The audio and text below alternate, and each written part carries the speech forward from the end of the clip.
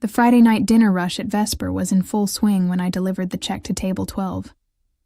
The man sitting alone had been nursing a single glass of vodka for the past 2 hours, his presence somehow commanding attention despite his stillness. I'd noticed him the moment he walked in. It was impossible not to. Tall, easily over 6 feet, with dark hair swept back from a face that belonged on a movie screen. Sharp cheekbones, a jaw that could cut glass, and eyes so pale blue they seemed almost colorless in the dim restaurant lighting. He wore a black suit that screamed money, custom-tailored to his broad shoulders. "Your check, sir," I said, placing the leather folder on the white tablecloth. "There's no rush. Take your time." He didn't respond immediately. Those pale eyes studied me with an intensity that made my skin prickle. Finally, he pulled out a black credit card and slid it into the folder without looking at the bill. "What's your name?" His voice was deep, accented with something Eastern European. "Russian, maybe." "Maya," I replied, keeping my professional smile in place. "I'll process this right away." At the server station, Sarah leaned over as I ran the card. "That's Roman Petrov. Do you know who that is?" I shook my head, printing the receipt. "He owns half the commercial real estate downtown, and according to rumors, his family has connections. The kind that make people nervous." She lowered her voice. "Be careful with him, Maya. Men like that are dangerous." I returned to table 12 with the receipt, my heart beating slightly faster. Roman Petrov signed with a flourish, then pulled out a pen and wrote something on the merchant copy before sliding the folder back to me. "Have a good evening, Maya," he said, his accent making my name sound exotic. "You too, sir. Thank you for dining with us." I didn't look at the receipt until I was back at the station. When I did, my knees nearly gave out. The tip line read, $50,000, $50,000. My hands shook as I stared at the number. This had to be a mistake. People didn't leave tips like that. Not for a glass of vodka and 2 hours of table space. But it was the note written on the customer copy that made my blood run cold. "Dinner tomorrow. 8 p.m. Giordano's. This is not a request." "RP, holy shit," Sarah breathed, looking over my shoulder. "Maya, I know what it is."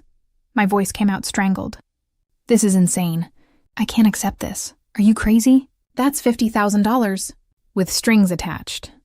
I held up the note. "He's summoning me to dinner like I'm some kind of..." I couldn't finish the sentence. David, our manager, materialized beside us. "Problem, ladies?" I showed him the receipt. His eyes widened comically. "Is this real?" "I don't know. Maybe it's a mistake. Should I chase him down?" But when I looked toward table 12, Roman Petrov was gone. The table was empty, the vodka glass still half full, and somehow the air felt thinner without his presence. "Process it," David said decisively. "If it goes through, it's legitimate. If he has an issue, he can contact us." The charge went through without a problem. $50,000 appeared in the pending tips on my screen, real as anything I'd ever seen. I stood there, staring at the number, my mind racing. With $50,000, I could pay off my father's gambling debts, the loan sharks who'd been calling, threatening, leaving messages that made my hands shake. I could make them disappear. I could breathe for the first time in months. But at what cost? The note burned in my pocket as I finished my shift. Not a request. What did that mean? What happened if I didn't show up? At home in my tiny studio apartment, I sat on my second-hand couch and called the one person I trusted for advice. "Dad, something happened at work." "Maya, honey, if this is about the money..." "It's not." "Well, it is, but..." I took a breath. "A customer left me a $50,000 tip." Silence. Then, "What?" I explained the situation, leaving out the part about Roman Petrov's reputation. My father didn't need to know I might be getting involved with someone dangerous. "That's incredible, baby. With that money, I can pay off Dmitri and his guys. We'd be free. Dad, he wants something in return. A dinner. Tomorrow night. So have dinner with him." "Maya, this could solve everything. Or it could make things worse." After we hung up, I pulled out my laptop and did what I should have done immediately. I Googled Roman Petrov. What I found made my stomach sink. Roman Petrov, 37, Russian-American businessman and heir to the Petrov family empire. Real estate, shipping, import-export.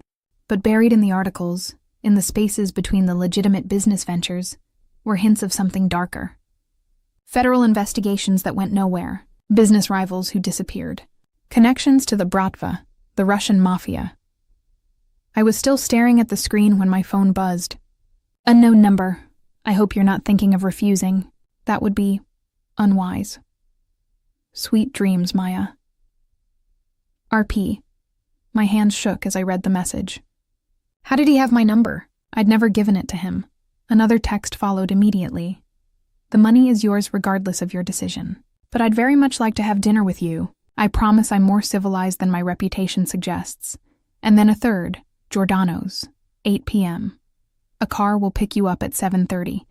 Your address is 847 Morrison Street, Apt 4B, correct? Ice flooded my veins. He knew where I lived. I should have been terrified. Should have called the police, blocked his number, refused to engage. Instead, I found myself typing, "How did you get my information?" His response was immediate. I make it my business to know things, especially when something interests me, and I interest you very much, which is why I'm willing to pay $50,000 for the pleasure of your company. That's not a tip. That's a bribe. Call it what you like. The money is yours. The dinner is my request. You're free to refuse, of course, though I'd be disappointed. I stared at the message, my heart pounding. Free to refuse. Was I, though? Men who knew your address, who had that kind of money and power, who casually dropped $50,000. Were they the kind of men who accepted refusal? What do you want from me? Conversation. Your time. The pleasure of getting to know you better. Why me? Because when you served me tonight, you didn't flinch. Didn't stare. Didn't treat me like a curiosity or a threat. You treated me like a man who wanted a drink. That's rare in my world. Despite everything, I felt something in my chest soften slightly. There was a loneliness in those words that resonated with my own. I don't know anything about your world. Good. That makes you refreshing. So tomorrow night, 8 p.m., will you come? I should say no. Should block his number, return the money somehow, pretend this never happened. Instead, I thought about my father's voice, tired and defeated, about the loan sharks and their threats, about the life I'd been living, scraping by on server wages and praying nothing went wrong because I had no safety net. $50,000 could change everything. I'll be there. I typed before I could change my mind. Good. Wear something beautiful. Though I suspect you'd be beautiful in anything. This doesn't mean... It means you're having dinner with me. Nothing more, nothing less. Unless you want it to mean more, of course. I don't. We'll see. Good night, Maya Torres. He knew my last name. Of course he did. He probably knew everything about me by now. I lay in bed staring at the ceiling, unable to sleep. What had I just agreed to? Dinner with a man who might be a criminal, who'd tracked down my personal information, who'd casually spent $50,000 like it was pocket change. But there was something else, too. Something I didn't want to acknowledge. When Roman Petrov had looked at me with those pale blue eyes, I'd felt seen, really seen, not as a server or a struggling 25-year-old drowning in her father's debts, but as someone worth noticing. That feeling was almost as dangerous as the man himself. The next day crawled by. I called in sick to my shift at Vesper. The irony of using my one sick day to prepare for a date with a customer wasn't lost on me, and spent the afternoon in a state of nervous energy. I had nothing to wear. My closet was full of server uniforms and thrift store finds, nothing that qualified as something beautiful for dinner at Giordano's. At 4 o'clock, there was a knock at my door. A delivery woman stood there with 3 garment bags and several boxes. Maya Torres? Yes? Delivery from Mr. Petrov. She was gone before I could refuse them. Inside were 3 dresses, each more stunning than the last, along with shoes, jewelry, and a note in that same bold handwriting, choose whichever you like. Or none of them if you prefer. But I hope you'll accept this gift in the spirit it's intended. I'd like you to feel as beautiful as I know you are. RP, I should have sent them back. Should have worn my own clothes, maintained some independence. But when I tried on the midnight blue silk dress, the one that hugged my curves and made me look like someone who belonged in places like Giordano's, I couldn't help but feel transformed. At exactly 7:30, my phone buzzed. The car is downstairs. I took one last look in the mirror. The woman staring back was a stranger. Elegant. Sophisticated. Someone who could walk into a restaurant on Roman Petrov's arm without looking out of place. The lie was perfect. Now I just had to survive the evening without losing myself in it. The car waiting for me wasn't what I expected. Not a limousine or something ostentatious, but a sleek black Mercedes sedan with tinted windows. The driver, a man in his 40s with the build of a professional boxer, opened the back door without a word. "Miss Torres," he said with a slight accent. "I'm Victor. Mr. Petrov sent me." I slid into the leather interior, my heart hammering. The door closed with a solid thunk that felt uncomfortably final. The drive to Giordano's took 20 minutes through downtown traffic. Victor didn't attempt conversation, and I was grateful. My mind was too busy spiraling through worst-case scenarios to make small talk. What if this was a trap? What if Roman Petrov wasn't interested in dinner, but in something far more sinister? I'd read the articles. I knew what people suspected about him, but I'd also taken his money. $50,000 that had already been transferred to my account, that I'd already used to make a payment to Dmitri, buying my father another month of breathing room. The car pulled up to Giordano's main entrance. Through the windows, I could see the restaurant was packed with the usual Friday night crowd. Victor opened my door, and I stepped out onto the sidewalk, very aware of the looks I was getting in my midnight blue dress. "Mr. Petrov is waiting," Victor said, gesturing toward the entrance. But instead of the main dining room, he led me past the hostess stand to a private elevator I'd never noticed before. My stomach dropped as the doors closed and we began ascending. Where are we going? The penthouse. Mr. Petrov reserved it for the evening. Of course he had. Because having dinner in a crowded restaurant like normal people would be too simple. The elevator opened directly into a stunning space. Floor-to-ceiling windows overlooked the city, the lights twinkling like stars below. A single table was set near the windows, candles flickering in crystal holders, and standing by the window, his back to me, was Roman Petrov. He turned as the elevator doors closed behind me, and the air left my lungs. If he'd been striking in the dim lighting of Vesper, he was devastating here. The black suit had been replaced by charcoal slacks and a white dress shirt with the sleeves rolled up, revealing muscular forearms. His dark hair was slightly disheveled, like he'd been running his hands through it. Those pale blue eyes locked onto me immediately. Maya. My name and his accented voice sent an involuntary shiver down my spine. "You look breathtaking.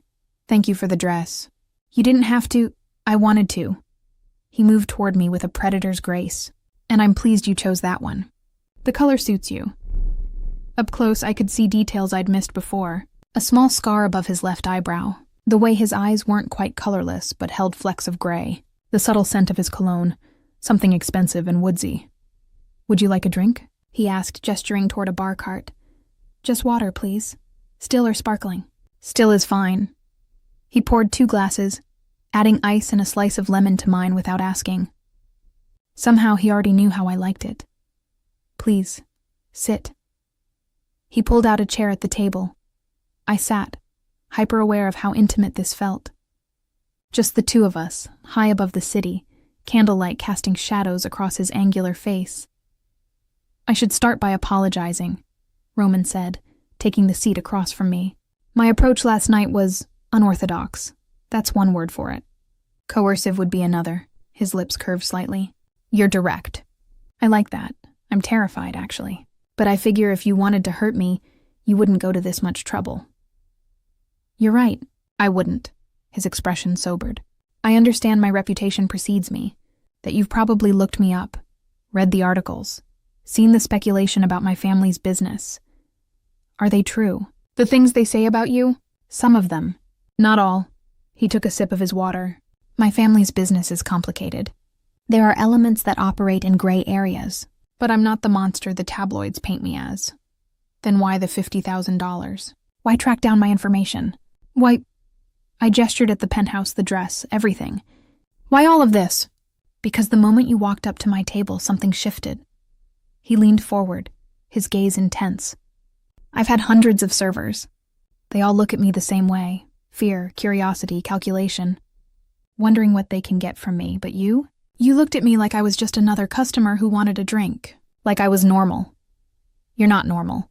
No, I'm not. But for those 2 hours, sitting in your section, I felt like I could be. His voice dropped lower. Do you have any idea how rare that is for someone like me? Despite myself, I felt something soften in my chest. There was genuine loneliness in his words, a vulnerability he was letting me see. That doesn't explain the money. The money is because I can afford it, and you need it. Your father owes Dmitry Volkov $60,000. You've been working double shifts trying to keep up with the interest payments. You're drowning, Maya. I'm offering you a life raft. My blood ran cold. How do you know about my father? I told you. I make it my business to know things. He must have seen something in my expression because he added, Dmitry works for me. All his operations, all his debts, they ultimately answer to me. The room tilted. You own my father's debt. Not directly, but yes, essentially. Roman's expression didn't change, which means I can make it disappear. All of it. Consider it done. Just like that? Just like that. And what do you want in return? Your company. Your time. He paused. Your trust eventually. That's it? You're going to forgive $60,000 for dinner and conversation? I'm worth approximately $2.3 billion, Maya. $60,000 is what I spend on a decent bottle of wine. It's nothing to me. But your peace of mind, your freedom from that burden, that's worth something. I stared at him, trying to process this. This is insane, perhaps. But it's also real. The debt is gone. Your father is free. You're free. He reached across the table, not quite touching my hand, but close enough that I could feel the heat of his skin. Now we can get to know each other without that hanging over your head. You manipulated this entire situation. I created an opportunity. There's a difference. Before I could respond, a door opened and staff appeared with the first course. The food was incredible. Each dish a work of art. Flavors I couldn't identify but that melted on my tongue. Roman watched me eat with obvious pleasure. Tell me about yourself, he said between courses, beyond what I could learn from a background check. What do you want to know? Everything. What makes you happy? What do you dream about? I shouldn't have answered. Should have maintained some distance, some self-preservation, but something about the way he looked at me, with genuine interest rather than calculation, made the words spill out. I told him about wanting to go to culinary school, but not being able to afford it. About my mother who died when I was 12. About how I'd taken care of my father, even as he spiraled into gambling addiction. About dreams of opening my own restaurant someday. Something small and intimate where I could create. Roman listened to everything, asking questions, seeming genuinely interested in my answers. And slowly I realized something dangerous was happening. I was starting to like him. Not just attracted to him, though God knew he was devastating to look at, but actually liking him as a person. The way he listened. The way he saw through my defenses to the hopes I kept hidden. The way he made me feel like I mattered. What about you? I asked during dessert. Who is Roman Petrov when he's not being a mysterious billionaire? Something flickered in his eyes. That's a dangerous question. Why? Because if I answer honestly, you'll either run away or fall deeper into this. And I'm not sure which scares me more. Try me. He was quiet for a long moment, studying me like he was making a decision. Finally, he spoke. I'm the oldest son of Mikhail Petrov. My father built an empire, but he built it with blood and violence and fear. I inherited that empire when I was 25. For 12 years, I've been trying to legitimize it, to wash the blood off our name. But there are things I can't escape. Things I've done that I'm not proud of. Like what? Like protecting what's mine with whatever means necessary. Like making examples of people who cross me. Like being the kind of man mothers warn their daughters about. His eyes held mine. I'm not a good man, Maya. I'm trying to be better, but my nature is what it is. Then why pursue me? If you're so dangerous, why drag me into your world? Because you make me want to be the man you see when you look at me. Not the reputation, not the empire, not the violence. Just Roman. A man who wants to have dinner with a beautiful woman and pretend, for one evening, that he's someone worth knowing. The vulnerability in his voice broke something in me. This wasn't manipulation. This was real pain, real loneliness. real longing for connection. "You're worth knowing," I said softly. His hand covered mine on the table, warm and solid.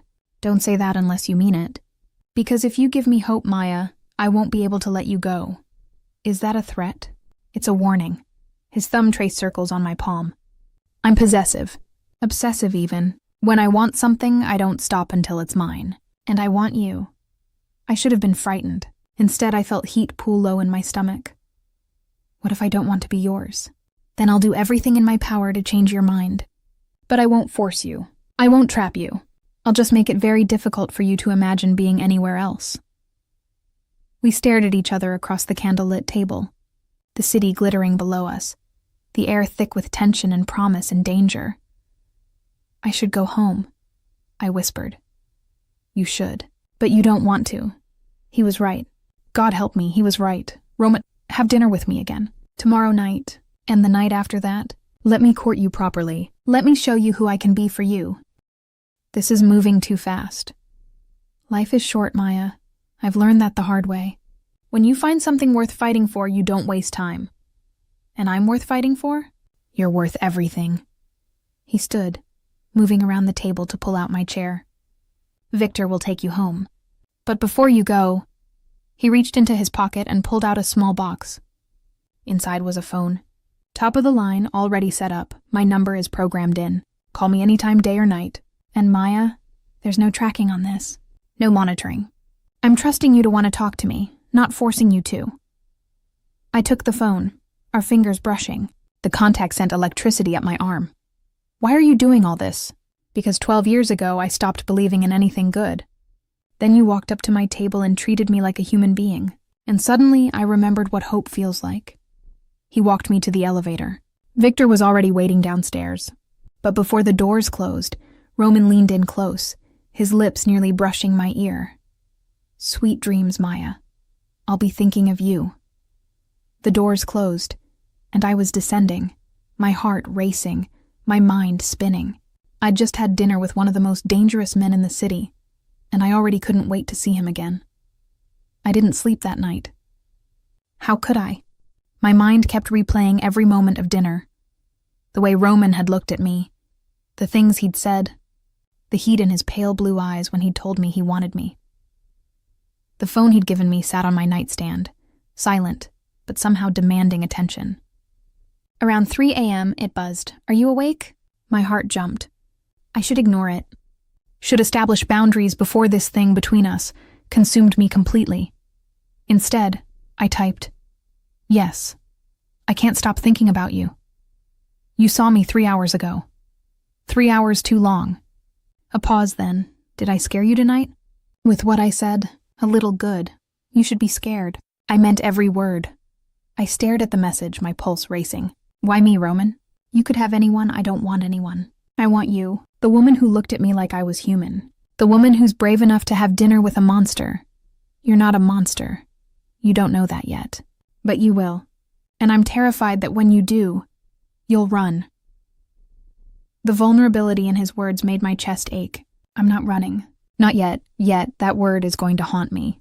Then, have lunch with me tomorrow. Somewhere public if it makes you feel safer. A coffee shop. Your choice. Roman, I have to work. Call in sick.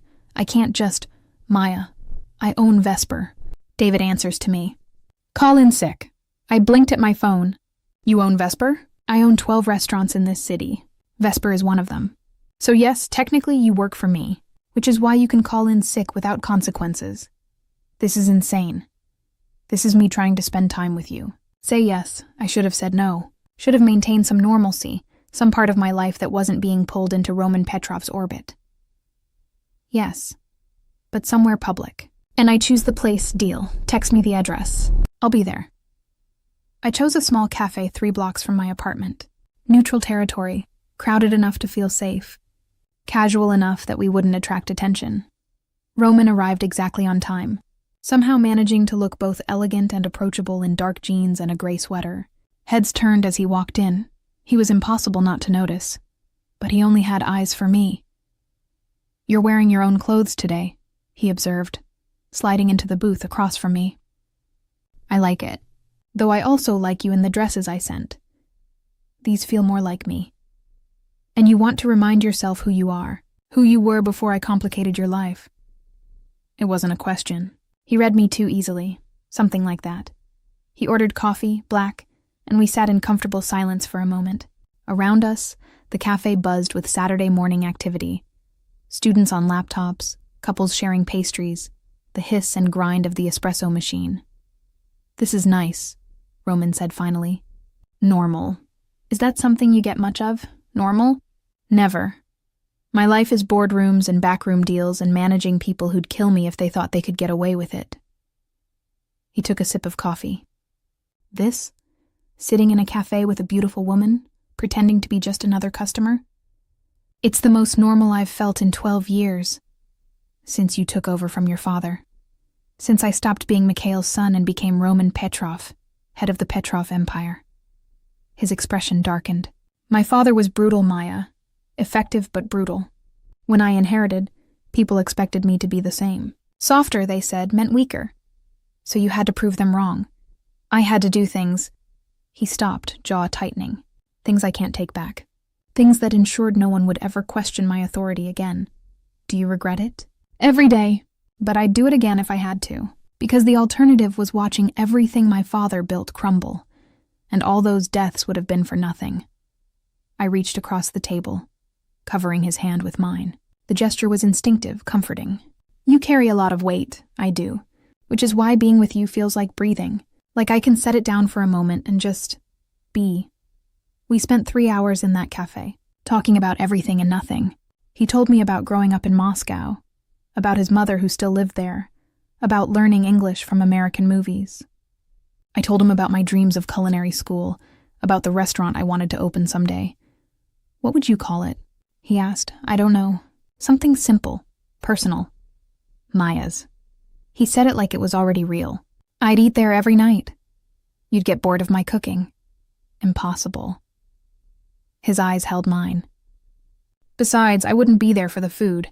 I'd be there for you." Heat flooded my cheeks. "You can't just say things like that." "Why not?" "They're true." He signaled for the check, but I stopped him. "Let me pay. I want to buy you coffee." Something shifted in his expression.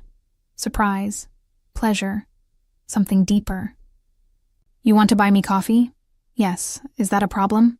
"No one's bought me anything in years. Everything is always provided, expected, transactional." He smiled, and it transformed his face from intimidating to breathtaking. "I'd be honored if you bought me coffee, Maya Torres." When we left the cafe, Roman's car was waiting. But instead of getting in, he turned to me. "Walk with me?" We walked through the neighborhood, his hands in his pockets, my arms wrapped around myself against the autumn chill. It should have felt strange, this powerful man strolling through my modest neighborhood like it was the most natural thing in the world. Instead, it felt right. "I have to go to a business dinner tonight," he said eventually. "Boring corporate merger discussion. Lots of posturing and expensive wine. Sounds thrilling. It's torture. But I'd like you to come with me." I stopped walking. "Roman, I can't go to a business dinner with you. I don't know anything about corporate. I don't need you there for business expertise. I need you there because spending 3 hours listening to men talk about profit margins without you, there might actually kill me." He turned to face me. "Please, I'll send a car, provide a dress, everything you need. Just come. I don't belong in that world. You belong wherever I say you belong, and I say you belong at my side." His hand came up to cup my face. "Let me show you off, Maya. Let me walk into that room with you on my arm and remind myself why I put up with all of it." The intensity in his gaze made it hard to breathe. "This is moving too fast. Then tell me to slow down. Tell me you need space, time, distance. I'll listen. I swear I'll listen." But I didn't want space. That was the terrifying part. 3 days ago, Roman Petrov was a stranger. Now, standing on the sidewalk with his hand on my face, I couldn't imagine not seeing him. "Okay," I whispered. "I'll come." His smile was blinding. "Thank you." He kissed my forehead. Chaste, gentle, but the contact sent electricity through my entire body. When he pulled back, his eyes had darkened. "I should go before I do something inappropriate on a public sidewalk." "Like what?" "Like kiss you properly. Like showing everyone watching that you're mine. His voice dropped to a rough whisper, like making it very clear that anyone who even thinks about touching you will answer to me. I'm not yours, Roman. Not yet. But you will be. It wasn't arrogance. It was certainty. The car will pick you up at 6. Wear the red dress. He was gone before I could argue, sliding into his car and disappearing into traffic. I stood there, my heart racing, my skin still tingling where he'd touched me. I was in so much trouble. That evening, I stood in front of my mirror wearing the red dress Roman had sent. It was stunning, crimson silk that hugged every curve, with a neckline that was daring without being inappropriate. With it came shoes, jewelry, even a small clutch. At exactly 6, Victor knocked on my door. Miss Torres. You look beautiful. Thank you, Victor. The drive to the restaurant was longer this time, taking us to the waterfront where an exclusive private club overlooked the bay. Victor escorted me inside, through a lobby that screamed old money and power, to a private dining room where 20 people in expensive clothing mingled with champagne glasses. And there, in the center of it all, was Roman. He saw me immediately, excusing himself from his conversation and crossing the room with purpose. His eyes traveled over me, heat and possession warring in their pale blue depths. Breathtaking, he murmured, taking my hand and bringing it to his lips. Thank you for coming.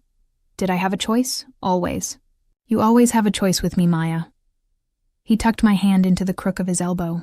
Come, let me introduce you to people who will bore you to tears. The next 2 hours were surreal. Roman introduced me as my Maya, a possessive that should have annoyed me but instead sent a thrill down my spine. Business associates assessed me with various degrees of curiosity and calculation. Women looked at me with envy or disdain, clearly wondering how a nobody had captured Roman Petrov's attention. Through it all, Roman kept me close.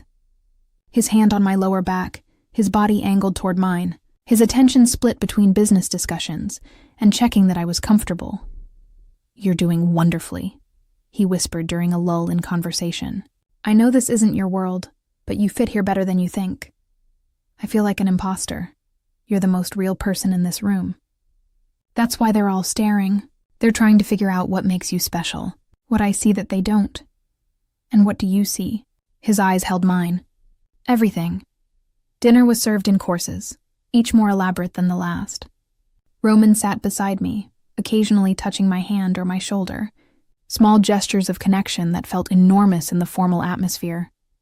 During dessert, a man across the table, Gerald something, CEO of something else, turned his attention to me.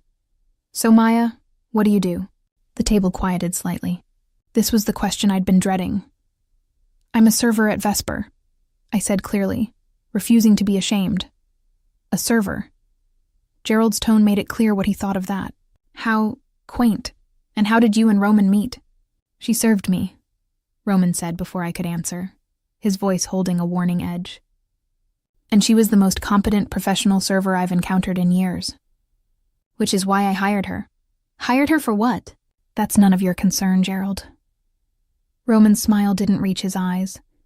Now, shall we discuss the merger? Or would you like to continue interrogating my date? Gerald paled slightly. The merger, of course. Under the table, I squeezed Roman's hand in thanks. He squeezed back, then laced his fingers through mine. The rest of dinner passed without incident.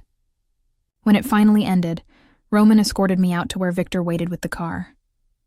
I'm sorry, he said once we were alone in the back seat. Gerald was out of line. He wasn't wrong. I am just a server. You're not just anything. You're Maya Torres, and you're more impressive than anyone in that room. He turned to face me. Don't let them make you feel small. You're worth 10 of them. You barely know me. I know enough. I know you work 2 jobs to support a father who doesn't deserve your loyalty. I know you dream of culinary school, but put those dreams aside for someone else. I know you're brave enough to have dinner with me despite everything you know about me. That's not just anything, Maya. That's extraordinary. Tears pricked my eyes. Stop. Stop what? Stop making me want this, want you. Stop making it impossible to walk away. I don't want you to walk away. He reached for me, pulling me closer. I want you right here. Always. Roman, he kissed me. Not the chaste forehead kiss from earlier, but a real kiss. His lips on mine, demanding and gentle at the same time, stealing my breath and my sanity, his hand tangled in my hair, angling my head, deepening the kiss until I forgot where we were, forgot every reason this was a bad idea. When he finally pulled back, we were both breathing hard. "I've wanted to do that since the moment you walked into Vesper," he said, his voice rough. "That was a mistake? A complication? The best decision you've ever made?" His forehead rested against mine. Because for me, it was all three. "We can't do this. We already are." His thumb brushed my swollen lips. "Tell me you didn't feel that. Tell me you don't want more." I couldn't, because I did want more. Wanted it with a desperation that terrified me. "This is going to end badly," I whispered. "Probably. But God, Maya, what a beautiful disaster it will be." The kiss changed everything. Over the next week, Roman consumed my life in the best and worst ways possible. He texted me constantly. Good morning messages that made me smile, midday check-ins that made me feel seen, good night calls where we talked for hours about nothing and everything. He sent flowers to the restaurant daily. Different arrangements, always with notes that made Sarah sigh dramatically and the other servers whisper, "Thinking of you. Your smile is my favorite view. I can't wait to see you tonight." Because I saw him every night.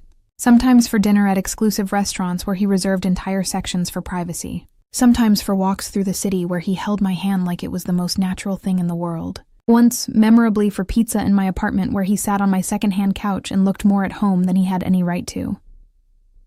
"This is nice," he'd said, looking around at my tiny studio with genuine appreciation. "Cozy. It's a shoebox. It's yours.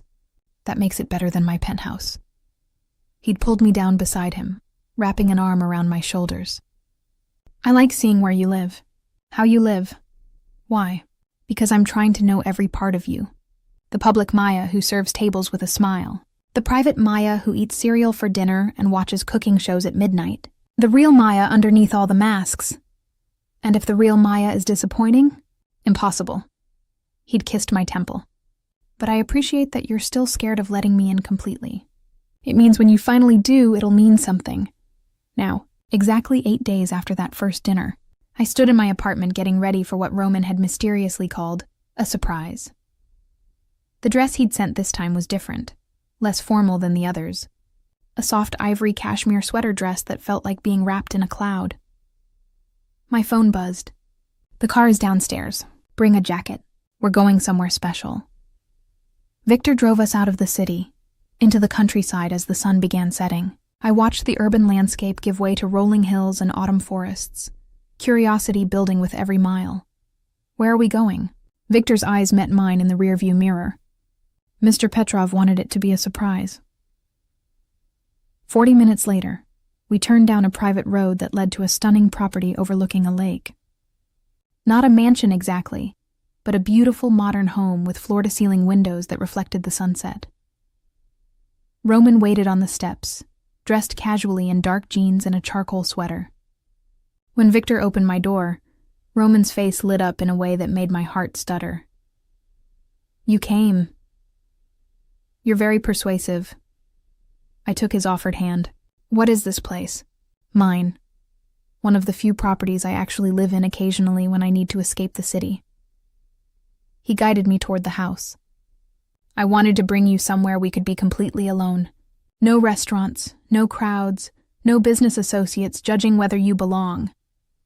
Inside was even more beautiful than the exterior. Warm wood tones, comfortable furniture, art that actually looked lived with rather than collected. Through the windows, the lake reflected the dying sun in shades of gold and crimson. "Roman, this is home," he finished, "or as close as I get to one. I had the chef prepare dinner. Nothing fancy, just good food. And I thought we could talk. Really talk. No interruptions. We ate on the terrace overlooking the lake. Simple pasta, fresh bread, a salad that tasted like summer despite the autumn chill. And we talked. Roman told me about his childhood in Moscow, about the violence he'd witnessed, about his mother's desperate attempts to give him and his sisters normalcy in a world that had none, about the day his father brought him into the family business at 17, and how he'd had to choose between honor and survival.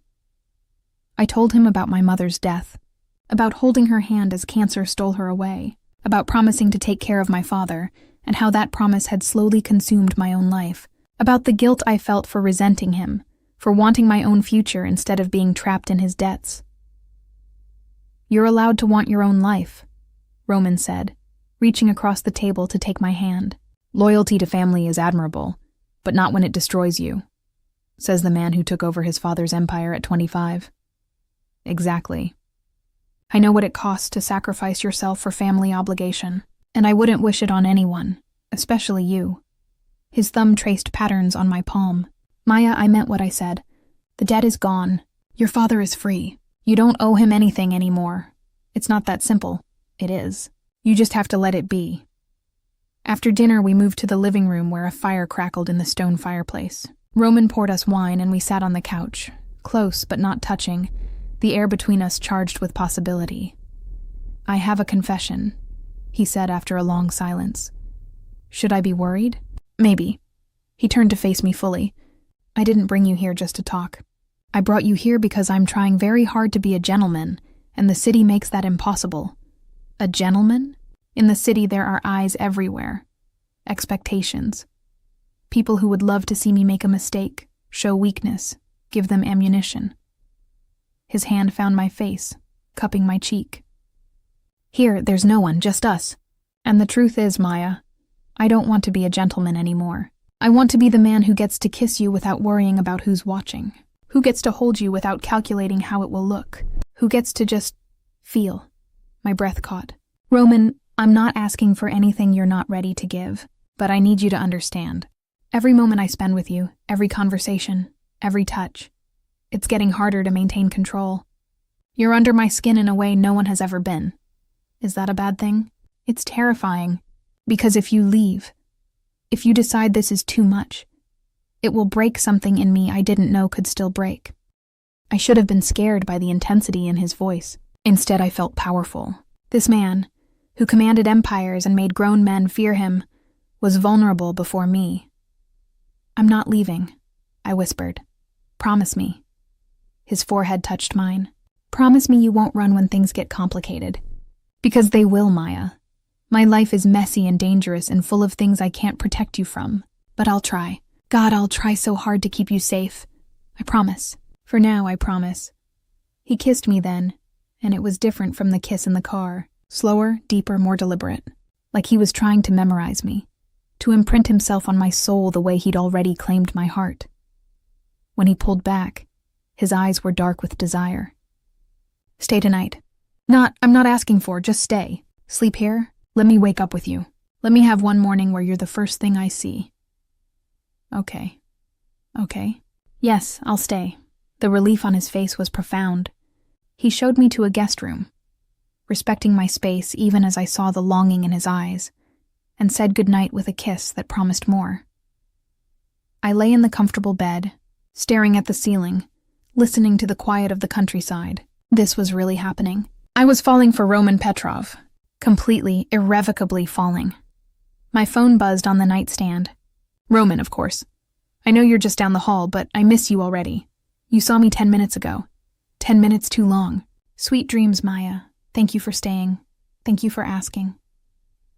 I was drifting off when my phone rang. Not Roman's number. "My father? Dad? It's late. Maya, I'm sorry." "I'm so sorry." His voice was slurred, panicked. I fucked up so bad. Ice flooded my veins. "What did you do?" I thought.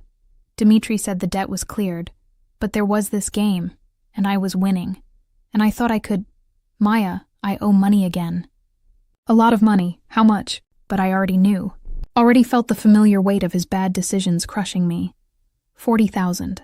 To Alexei Volkov, Dmitri's cousin. He says if I don't pay by Monday... Monday? That's 2 days. I know. Maya, I'm sorry. I can't go to Dmitri, he'll tell Roman Petrov and please. Is there any way you can help? I wanted to scream. Wanted to throw the phone. Wanted to tell him that I was done, that he'd promised. That I couldn't keep saving him from himself. Instead, I heard myself say, "I'll figure something out." After I hung up, I sat in the dark, my chest tight with anger and despair. 2 days, $40,000. Everything Roman had fixed. everything he'd done to free me, and my father had thrown it away for one more game. I couldn't ask Roman for more money, couldn't keep being the girl who needed saving, couldn't prove everyone at that business dinner right, that I was just using him, that I didn't belong in his world. But I also couldn't let my father get hurt. Alexei Volkov had a reputation worse than Dmitri's. Men who didn't pay Alexei ended up in hospitals. Or worse, a soft knock on the door. Roman's voice. Maya, I heard you on the phone. Is everything all right? I should have lied. Should have said everything was fine. Instead, I opened the door to find him standing there in sleep pants and a t-shirt, concern etched on his face. What's wrong? The tears came before I could stop them. My father. He gambled again. Owes $40,000 to Alexei Volkov. 2 days to pay or... Roman's expression went from concern to cold in an instant. Alexei, I'm sorry. I know you just fixed everything, and I don't expect you to... Stop. He pulled me into his arms. This isn't your fault. Your father made his choice. But Maya, Alexei is different from Dmitri. He's violent, unstable. If your father can't pay... He stopped, jaw clenching. I know. That's why I have to help him. No, you don't. He did this to himself. He's still my father. And you're still drowning trying to save him. Roman gripped my shoulders, his eyes intense. Listen to me. I'll handle Alexei. I'll make this go away. But Maya, this has to be the last time. Your father needs to understand there are consequences. Otherwise, he'll keep doing this. I can't ask you to... You're not asking. I'm offering, because this is what I do for the people I care about. I protect them, even from themselves. He touched my face gently. But you need to decide. Do you want me to fix this? Or do you want to let your father face what he's done? I closed my eyes, torn between loyalty and self-preservation. Fix it, please. Just this once more. Okay, I'll take care of it tomorrow. He kissed my forehead. Try to sleep. I've got you. But sleep didn't come. Because as I lay there, I realized the truth. I wasn't just falling for Roman Petrov. I was completely, utterly dependent on him, and that terrified me more than anything else. I woke to sunlight streaming through unfamiliar windows and the smell of coffee. For a disoriented moment, I forgot where I was. Then memory returned. Roman's lake house, my father's phone call, the weight of dependency settling over me like a blanket I couldn't shake off. I found Roman on the terrace. 2 coffee mugs on the table, his phone pressed to his ear as he spoke rapid Russian. When he saw me, his expression softened immediately, and he ended the call. Good morning, beautiful. How did you sleep? Not well. I took the offered coffee, grateful for something to do with my hands. Were you talking about my father? Among other things. He gestured for me to sit. Alexei has agreed to forgive the debt. Your father is safe. Relief flooded through me, followed immediately by guilt. What did it cost you? Nothing I wasn't willing to pay. But something in his tone made me look closer. There was tension around his eyes, a tightness in his jaw. Roman, what did you do? I gave Alexei something he wanted more than $40,000. A business opportunity he's been asking for. It's handled, Maya. That's all you need to know. No, it's not. If you made some kind of deal because of me, I made a deal because your father put himself in danger, and that puts you in danger by extension. He reached across the table, taking my hand. I won't let anything happen to you. Not because of gambling debts or dangerous men or anything else. This can't keep happening. I can't keep being the reason you make compromises. You're not a compromise. You're the reason I want to be better than what I am. His thumb traced circles on my palm. But Maya, your father needs help. Real help, not money. Professional intervention. I know. I've tried. Try harder. Because next time, I might not be able to fix it. Alexei is unpredictable. If your father goes to him again... He stopped, jaw clenching. Just talk to your father. Set boundaries, for both your sakes. We drove back to the city in heavy silence. Roman kept glancing at me, clearly wanting to say something but holding back. Finally, as we pulled up to my building, he spoke. Have dinner with me tonight, please. I need to know we're okay. We're okay. I need to process this. Process it over dinner. 7 o'clock. I'll pick you up myself this time. His hand cupped my face. Don't shut me out, Maya. That's the one thing I can't handle. I kissed him softly. 7 o'clock. I promise. But the day brought complications I hadn't anticipated. At noon, as I was getting ready for my shift at Vesper, there was a knock at my door. When I opened it, a woman stood there, elegant, mid-50s, expensive coat, and perfectly styled blonde hair. Maya Torres? Yes? I'm Natasha Petrova, Roman's mother. Her accent was thick, her smile cold. May I come in? My stomach dropped. Of course. She swept into my tiny apartment, her gaze taking in every detail with obvious judgment. When she turned to face me, her expression was carefully neutral. You're wondering why I'm here. The thought crossed my mind. My son has been very distracted lately, missing business meetings, making unusual decisions. When I asked why, he said your name. She moved closer, so I wanted to see for myself what kind of woman could have such an effect on Roman Petrov. I'm not trying to have an effect on anyone. No? Then what are you doing? Because from where I stand, it looks like you're using my son's feelings to extract money and favors. The accusation stung because part of me feared it was true. I didn't ask for any of this. But you accepted it. The money, the gifts, the help with your father's debts. She pulled out her phone, showing me a bank statement. $110,000 in the past 2 weeks. That's what my son has spent on you and your problems. I felt sick. I didn't know it was that much. Of course you didn't. Because you didn't ask. You just took. Her expression hardened. I've seen women like you before. Pretty young, desperate.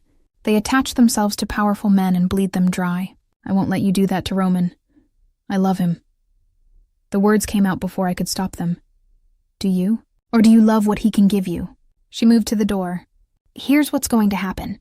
You're going to end this relationship. Tonight. You'll tell Roman you can't see him anymore. In return, I'll make sure your father's remaining debts are cleared, and I'll set up a trust fund for you. $200,000. Enough to start over. Go to culinary school. Build the life you want. You're trying to buy me off. I'm offering you a future that doesn't involve destroying my son. Her voice softened slightly. Maya, I'm not a monster. I understand you have feelings for him, but Roman's world is dangerous. The deal he made with Alexei? It's already causing problems. Enemies are circling, sensing weakness. If you really love him, you'll protect him by walking away. What kind of problems? The kind that get people killed. Roman gave Alexei access to one of our shipping routes. That route was promised to someone else. Viktor Kozlov. And Viktor is not someone who forgives broken promises. My blood ran cold. Roman didn't tell me that. Because he's trying to protect you. But protection only works if you're smart enough to accept it. She opened the door. Think about my offer. $200,000 and a clean break. Or stay and watch him get hurt because of you.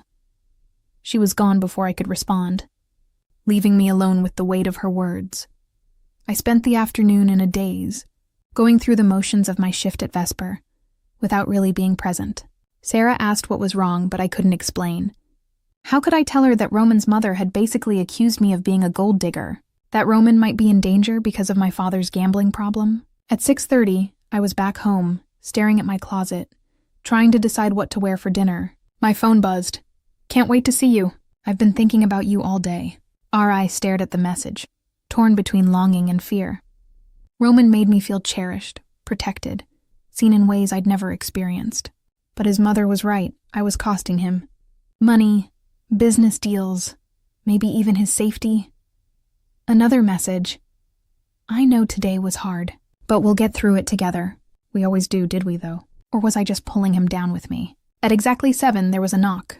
Not Viktor this time, but Roman himself, holding a single white rose and wearing that smile that made my heart skip. Hi. He stepped inside, pulling me into his arms. God, I missed you. You saw me this morning. Hours ago. That's too long. He kissed me softly. You look beautiful. I'm not even dressed yet for dinner. Then we'll stay in. Order takeout. I don't care where we are as long as I'm with you.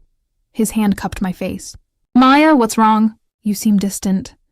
Your mother came to see me today? His expression went carefully blank. What did she say? That I'm using you. That I'm costing you money and making you weak. That you're in danger because of the deal you made with Alexei. I pulled back slightly. Roman, is Viktor Kozlov going to come after you? He was quiet for a long moment. Finally he sighed. Possibly. The shipping route I gave Alexei was supposed to go to Viktor. He's not happy about it, because of me, because of my father, because I made a choice. That's on me, not you. But I'm the reason you had to make that choice. My voice rose. Roman, your mother offered me $200,000 to walk away, to end this before I destroy you. Something flickered in his eyes. Hurt, anger, something darker. And are you considering it? I don't know. I don't know what the right answer is anymore. Tears burned my eyes. I love you, but loving you is putting you in danger. How is that fair? Life isn't fair. Love isn't fair. But it's real. He gripped my shoulders. Maya, listen to me. I've been in danger my entire adult life. That's the price of the empire my father built. Viktor Kozlov is just one more threat in a long line of threats. He's not your fault, but no buts. You don't get to take responsibility for my choices. I chose to help your father. I chose to make that deal with Alexei. I chose you. All of it was my decision. What if I'm not worth it? I whispered. What if your mother is right and I'm just dragging you down? Then let me drown. His voice was fierce. Let me drown loving you rather than survive alone. Because that's what my life was before you. Survival, not living. Just existing in a world of violence and power and emptiness. You made me remember what hope feels like. What joy feels like. I'm not giving that up. Roman, his phone rang. He ignored it. It rang again, insistent. Answer it, I said quietly. He did, his expression darkening as he listened. When? A pause. Where is he now? Another pause. I'm on my way. He hung up, and I saw something in his face I'd never seen before. Real fear. What happened? Viktor Kozlov just made his move. He's taken one of my shipments hostage, and he's demanding a meeting. Tonight. He pulled me close. I have to go handle this. Let me come with you. Absolutely not. Viktor is dangerous, unpredictable. I won't put you in his crosshairs. But what if something happens to you? It won't. I've handled men like Viktor before. But his tone lacked conviction. Maya, stay here. Lock the door. Don't open it for anyone except me. I'll be back as soon as I can. Roman, please. He kissed me hard, desperately, like he was trying to memorize the feeling. I love you. Remember that. Whatever happens. Then he was gone, leaving me alone with mounting fear and the terrible certainty that everything was about to fall apart. I waited an hour. 2. My phone stayed silent. Finally, at 10 o'clock, it rang. Not Roman. An unknown number. Hello? Miss Torres. A man's voice accented, cold. This is Viktor Kozlov. I believe you know why I'm calling. My blood turned to ice. Where's Roman? Safe for now. But that could change very quickly depending on your cooperation. What do you want? You, actually. Roman seems quite attached to you, which makes you valuable. I could hear the smile in his voice. Here's what's going to happen. You're going to come to the address I text you, alone. If you bring anyone, if you call the police, Roman Petrov dies. Understand? Yes. Good, you have 30 minutes. Don't be late. The line went dead. A moment later, a text came through with an address in the warehouse district. This was insane. I should call the police. Call Viktor the driver. Call someone. But Viktor had Roman. And he'd kill him if I didn't comply. I grabbed my jacket and headed for the door, my heart hammering with terror and determination. Roman had saved me more times than I could count. Now it was my turn to save him. The warehouse district was deserted at this hour, abandoned buildings casting long shadows under flickering streetlights. I paid the cab driver with shaking hands and watched him drive away, suddenly very aware of how alone I was. The address Viktor had sent led to a massive industrial building near the waterfront. The main door was slightly ajar, light spilling from inside. This was a trap. I knew it was a trap. I walked in anyway. The interior was a vast open space, shipping containers stacked along the walls, overhead lights creating pools of brightness in the darkness. And there, in the center, tied to a chair with blood on his face, was Roman. Maya, no. His voice was hoarse, desperate. Get out of here! How touching. Viktor Kozlov emerged from behind a container. He was shorter than I expected, stocky, with a shaved head and cold gray eyes. The damsel comes to save her prince. Very romantic. Let him go. You wanted me. Here I am. Indeed. Viktor circled me slowly, assessing. I have to admit, I didn't think you'd actually come. Most people value their own lives too highly, but love makes us do stupid things, doesn't it? Victor, this is between us. Roman's voice held a warning edge despite his position. Let her go. Take what you want from me. What I want from you, I've already taken. Your pride, your reputation. Everyone will know that Viktor Kozlov brought Roman Petrov to his knees. He grabbed my arm, pulling me closer to Roman. But killing you both sends an even stronger message. You kill us, and my organization will hunt you down, Roman said.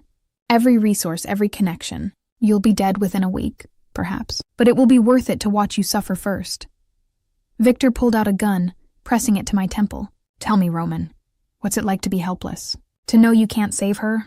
Roman's eyes met mine, and I saw everything in that gaze.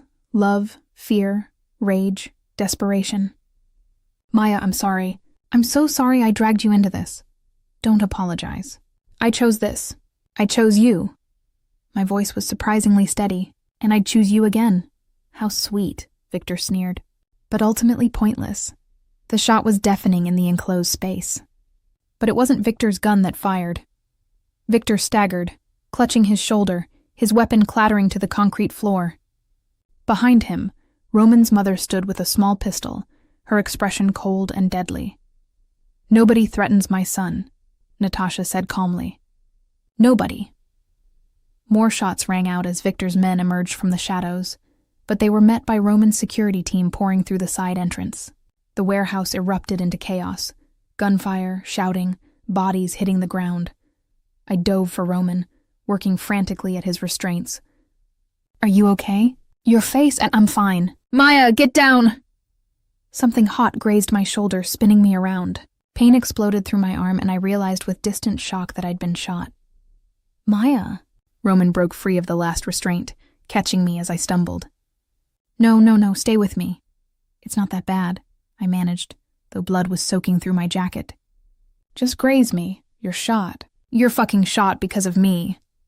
His voice cracked. I'm alive. We're both alive. That's what matters. I cupped his bloodied face. I love you. Even if your mother hates me. Even if this is insane. I love you.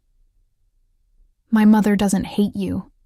Natasha appeared beside us, her gun still in hand, looking more like a mafia queen than a concerned mother. She tested you, and you passed. Tested me? The pain was making everything fuzzy. I needed to know if you were with my son for his money or for him. If you'd take my offer and run, or if you'd fight for him. She knelt down, examining my wound with practiced efficiency. You fought. You came here alone to save him, knowing you'd probably die. That's not something a gold digger does. You set this up. Roman's voice was dangerous. No, I didn't set up Victor's attack. That was real. But I made sure we had people watching. Made sure Maya's cab was followed. Made sure we could get here in time. She met her son's eyes. You love her. Truly love her. I needed to be certain she felt the same. By nearly getting her killed? By seeing what she'd sacrifice for you? Natasha's expression softened slightly. Welcome to the family, Maya Torres. You're braver than I gave you credit for. The next hours were a blur of paramedics, police statements, and finally, a private hospital room where a doctor stitched my shoulder while Roman paced like a caged animal. Stop moving, I told him once we were alone. You're making me nervous. You were shot. Because of me. Because I couldn't protect you. You did protect me. Your mother protected me. Your team protected both of us. I patted the bed beside me. Come here. He sat carefully like I might break. His hand found mine, gripping it tightly. When Victor put that gun to your head, I thought... His voice broke. I thought I'd lost you. But you didn't. I'm right here. Stubborn and shot, but here. This is my life, Maya. Danger, violence, always looking over my shoulder. I can't ask you to accept that. You're not asking. I'm choosing. I turned to face him fully, ignoring the pain in my shoulder. Roman, I'm not naive. I know what being with you means, but I also know what being without you would feel like. And that's worse than any threat. You could have died tonight. So could you. That's the point. Life is dangerous whether you're with a mafia boss or working at a restaurant. At least with you, I feel alive. I feel seen. I feel loved in a way I never have before. You are loved. Completely and possibly loved. His forehead touched mine. But Maya, things need to change. My mother was right about one thing. I've been making decisions that put us both at risk. The gray areas of my business, the dangerous connections. I need to cut ties with that world. Can you do that? I have to, because the alternative is watching you get hurt again, and I can't survive that. His lips brushed mine softly. I'm going legitimate, really legitimate. It'll take time, and there will be people who resist, but I'm done living in the shadows. I want a life with you, a real life, not stolen moments between crises. What does that life look like? Whatever we want it to be. I'll keep the legitimate businesses, the real estate, the restaurants, sell off or transfer everything else. It might take a year, maybe 2, but at the end of it, I'll just be a businessman. Boring. Safe. Yours. You could never be boring. He smiled, the expression transforming his battered face. Maybe not, but I can be safe. Can be someone you don't have to worry about every time I leave the house. And your mother? Your organization? My mother will support this. She's been pushing me toward legitimacy for years. As for the organization, there are people who can take over the parts I'm leaving behind. People who want that life. He kissed my hand. I want a different life. With you. 3 months later, I stood in the kitchen of my new restaurant, our restaurant, putting final touches on the evening's menu. The space was exactly what I'd dreamed of. Intimate, warm, focused on food rather than pretension. We'd opened 2 weeks ago, and reservations were already booked solid for the next 3 months. Roman appeared in the kitchen doorway, looking unfairly handsome in dark jeans and a gray sweater. No suits anymore. He'd meant it about leaving that world behind. How's it going, chef? Don't call me that. It sounds weird. But I smiled, moving into his arms. It's going well. Table 7 wants to compliment the risotto personally. They can compliment the chef. You earned those compliments. He kissed my forehead. I'm proud of you. This place is incredible. Our place. You made this possible. You made it happen. I just provided capital. His arms tightened around me. Speaking of which, I talked to my accountant today. The last of the transfers are complete. I'm officially just a boring real estate developer and restaurant investor. How does it feel? Terrifying. Liberating. Right. He pulled back slightly. Maya, there's something I want to ask you. We're in the middle of dinner service. I don't care. He reached into his pocket, pulling out a small velvet box. I've been carrying this for a month, waiting for the perfect moment. But I realized something. With you, every moment is perfect. My breath caught as he opened the box, revealing a stunning ring, a single diamond. Elegant and simple and perfect. Maya Torres, you walked into my life serving vodka and changed everything. You made me want to be better. You made me brave enough to leave behind everything I knew for a chance at something real. You got shot protecting me, for God's sake. I don't deserve you, but I'm selfish enough to ask anyway. He dropped to one knee right there in my restaurant kitchen. Dinner service in full swing around us. Will you marry me? Tears blurred my vision. Yes. Yes. Of course, yes. He slid the ring onto my finger, then stood, pulling me into a kiss that made the kitchen staff whistle and applaud. When we broke apart, his eyes were suspiciously bright. Thank you, he whispered, for taking a chance on me, for seeing past the reputation to the man underneath, for loving me enough to fight for us. Thank you for a $50,000 tip and a note that said dinner wasn't negotiable. I laughed through my tears. Best bad decision I ever made. The tip that changed everything. No, you changed everything. The tip was just the excuse. That evening, after service ended and the restaurant closed, Roman and I sat at table 1, the table where this all began at Vesper, sharing a bottle of wine and dreaming about our future. What do you want? He asked, for our life together. What does it look like? This, us, the restaurant. Maybe a house someday outside the city. Kids, eventually, I paused. A boring, normal, beautiful life. With occasional excitement? With you, there will always be excitement. But the good kind. The choosing between vacation, destinations kind. Not the running from armed criminals kind. I can work with that. He raised his glass. To boring lives and beautiful women who make them worth living. To dangerous men who become safe havens. I clinked my glass against his. and to $50,000 tips that lead to forever. We drank, and in the quiet of the empty restaurant, I felt something I hadn't felt in years: peace, security, the certainty that whatever came next, we'd face it together. My phone buzzed. My father, who was now 3 months sober and attending daily GA meetings, thanks to the treatment program Roman had arranged. "Proud of you, sweetheart. The restaurant looks beautiful. Love you too, Dad." Roman read the message over my shoulder. "He's doing well, thanks to you. The treatment center, the therapist, all of it. Thanks to you for not giving up on him, for believing he could change." He kissed my temple. "We're all works in progress, Maya. Some of us just need help to become who we're meant to be." "And who are you meant to be?" "Yours. That's all I need to be. Everything else is just details." 6 months later, we married in a small ceremony at the lake house. Just family and close friends. Natasha cried, which shocked everyone. My father walked me down the aisle, sober and proud, and Roman, standing at the makeshift altar with tears in his eyes, looked at me like I was the only person in the world.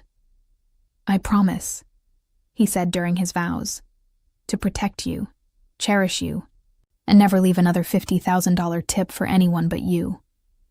The crowd laughed. I cried.